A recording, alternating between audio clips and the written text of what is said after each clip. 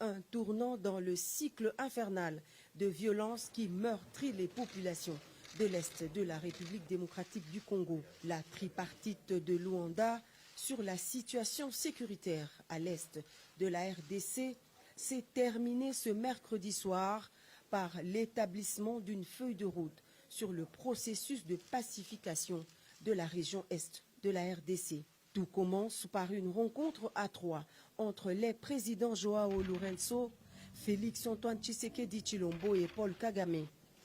Pas de communiqué final, mais un point de presse commun des trois présidents et une volonté commune affichée de faire baisser la tension entre les deux voisins.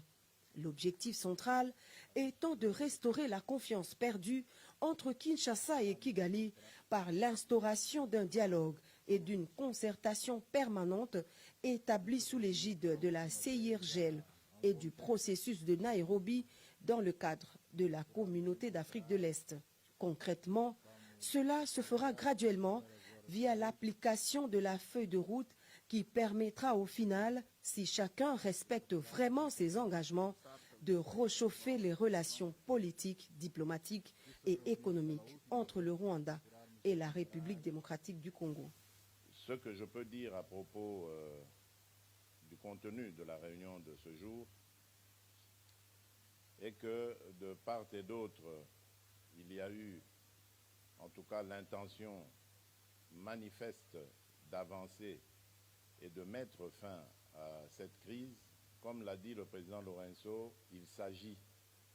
de rétablir la confiance entre nos deux pays et surtout nos deux peuples. Une confiance qui a malheureusement été rompue alors que, à mon sens, tout allait bien dans la voie de la normalisation entre nos deux pays. Je m'étais entrepris, en tout cas, de tirer un trait sur le passé dès mon arrivée à la tête de la République démocratique du Congo pour envoyer un signal fort, non seulement au Rwanda seul, mais à tous nos voisins, à toute la région, de mon intention d'avoir des relations désormais tournées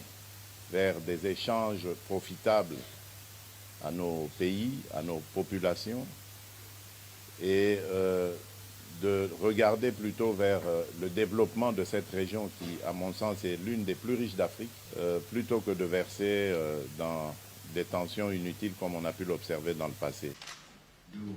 À court terme, la nouvelle donne passe par la relance de la commission mixte RDC-Rwanda. La première rencontre de cette commission mixte,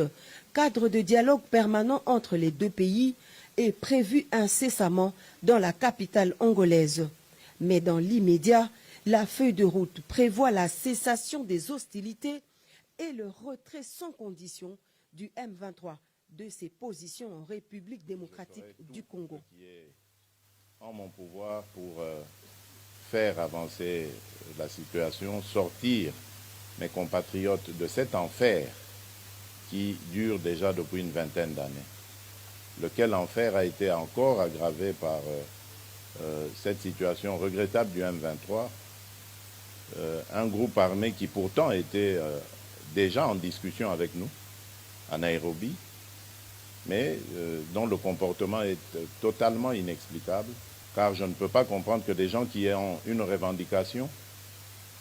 et dont l'interlocuteur est à disposition pour écouter leurs revendications puissent à nouveau reprendre les armes, comme pour exercer une sorte de chantage ou de pression. Donc j'espère vraiment et j'attends de ce processus qu'il apporte le cessez-le-feu immédiat et le retrait de ce groupe du M23,